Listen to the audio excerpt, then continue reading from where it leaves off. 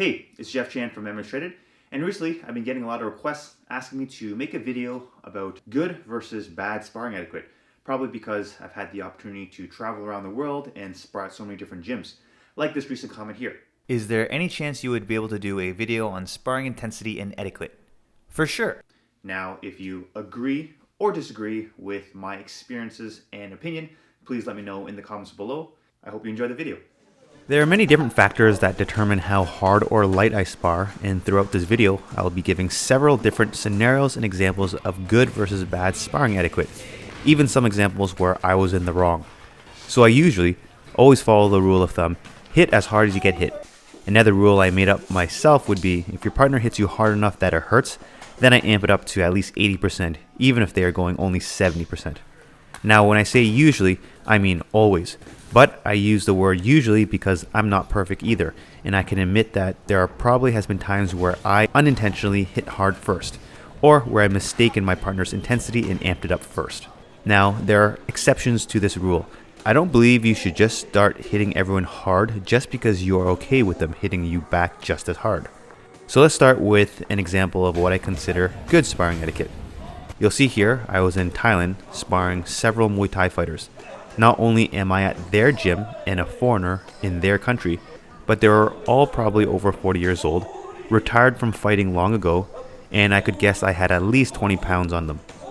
So out of respect of their age, experience, and skill, I let them dictate the pace and intensity. They went light and technical, and I replied the same way. We developed a physical agreement on the intensity we should spar at, and since I had weight advantage on them, and they used good technique and timed their sweeps, I didn't resist. It is only fair, or else they would have to up the intensity to land the sweep, which would cause me to up the intensity. Then it would just continue to escalate from there. I'm not saying I could beat them if that were to happen, but it would be unfair due to age and size, and therefore, in my opinion, bad sparring etiquette. The same goes with anyone you are sparring with where there is a significant size difference. Like here, where I'm sparring a smaller female. This is called flow sparring, and in my opinion, the best way to spar. Here is an example of what I consider bad sparring etiquette. I was hosting a camp in Bali and was running class one evening where someone who was not part of my camp asked to hop in our end of class sparring. Of course, I welcomed him. As the instructor of the class, I sparred him first to see, you can say, his sparring etiquette before I let him spar with my students. I was unpleasantly surprised when his first strike at me was hard. Not hard enough to hurt me, but hard enough to tell me that he was challenging me. So I amped it up to 80% immediately after that. To be honest, actually 90 or 95. I consider this bad sparring etiquette on his end because not only did we not know each other and it was our first time meeting, he had at least 50 pounds on me. So I would have expected him, the significantly bigger guy, to let the smaller guy dictate the pace. I think bigger people sometimes underestimate how much of an advantage they can have when the power intensity comes into play. I just want to make it clear, at the end of the day, I have nothing against him. He was a very nice guy, and my interaction with him outside of that sparring session was great. Oh, and when I got him in a triangle, he tried to pick me up and slam me. That is a no-no in sparring. Now, I'm not saying hard sparring is bad sparring etiquette. I believe hard sparring should be done 20% of times when you're preparing for a fight, and also if you have the right sparring partner. For example, someone you trust will not injure you, someone you respect, and someone with no ego. One of my longtime teammates and coach, Fred Stonehouse here, is a perfect example.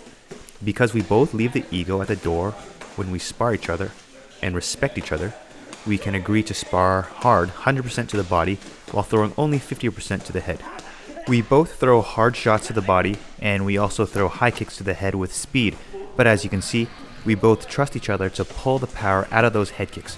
Fred has so much control that he is able to bring his feet an inch away from my face and pull back. We can both let loose and play around with head movement because we know that if we catch a high kick, or any strike for that matter, we know we won't hurt each other. So instead of playing super safe, we challenge ourselves to try new things. If we're having an easy day, we can also agree to a super light and technical but super fast round. This is the best way to get better, trying new things without worrying about getting hurt. When you spar hard, we often play it too safe and stick with what we are already good at, and we don't really get better with anything new. I understand that sometimes you don't have the luxury of having a long-time teammate to spar hard with. If that's the case, and you are sparring someone you're not as comfortable with, you should let your partner know that you are training for a fight and would like to go hard. If your partner agrees, then it is fair game to go hard. Here's another example of good sparring etiquette. At the time this sparring took place, I had just met Mendel for the first time. Mendel is 2 weight classes above me, significantly more skilled than me, and he let me dictate the pace. He could have landed several head kicks, but he pulled them back.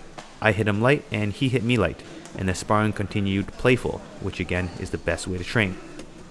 Now here's an example of good sparring etiquette gone bad. In this session here, I was sparring a fighter just 1 weight class above me. It was our first time meeting and sparring. We started off light, technical, and playful in the first round. I would say we were off to a good start. In the second round, he amped it up and I replied back with the same intensity. Sure, no problem. There's nothing wrong with hard sparring, especially as we were close to the same weight and I believe he was training for a fight. Then things started to escalate and he threw a spinning elbow with no elbow pads. Here is where I would consider that bad sparring etiquette. Once again, after chatting with him after class, he's actually a really nice guy and we became friends, or at least Instagram friends. Now, there has been a few experiences where my sparring partner, whom I had just met for the first time, would hit light, tap tap tap, and then suddenly hit me really hard, and then he would go back to going light. In this example you are watching here, I remember me and my partner were feeling each other out with light strikes to test the waters. Then I threw a controlled body kick and he caught it as he gave me a pretty hard shot to the face. Then I gave him a hard shot back to the leg, and we both amped up the intensity. He lands another solid shot on me, and I fired back with a solid cross of my own. As he was extending his hands to apologize, I assumed for hitting me hard. So then I felt really bad and I apologized, and he apologized, and we went back to going light, tap tap tap.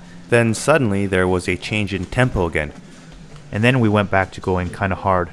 I'm thinking perhaps my sudden increase in speed caused him to perceive my strikes as increased power, so he took it a step up and then realized I wasn't actually hitting harder, and then he went back to going light again. With another partner at the same gym, we started off light as well, then suddenly he gave me a hard overhand.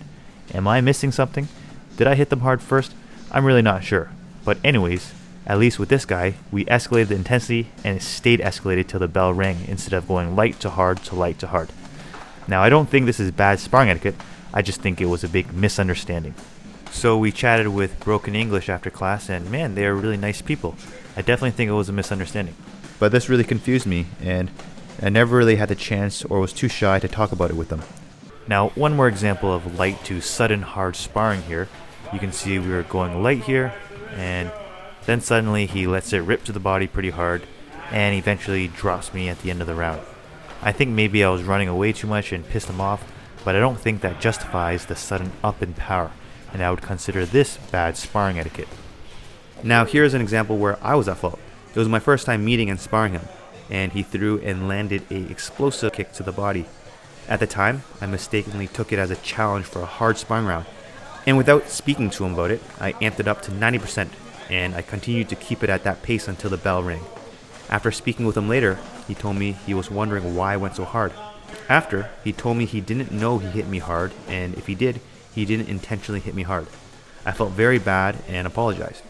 And again, if you are watching, I am truly sorry. If you find your partner is going too hard, sometimes it's better to just ask why they are going so hard and to let them know that you'd like to do a light technical round instead. When it comes down to sparring, there are good and bad experiences, but I would hope that a bad experience has not deterred you from sparring or competing again. This sport can be very ego-driven. We have all probably participated in bad sparring etiquette at some point, but it is important that we strive to be better sparring partners for yourself and others. In my opinion, the best way to spar is what you are seeing here. Both fairly young, in shape, skilled, and athletic martial artists, with the ability to go hard, but choosing to keep it light, fast, and technical. This is where the most growth comes from.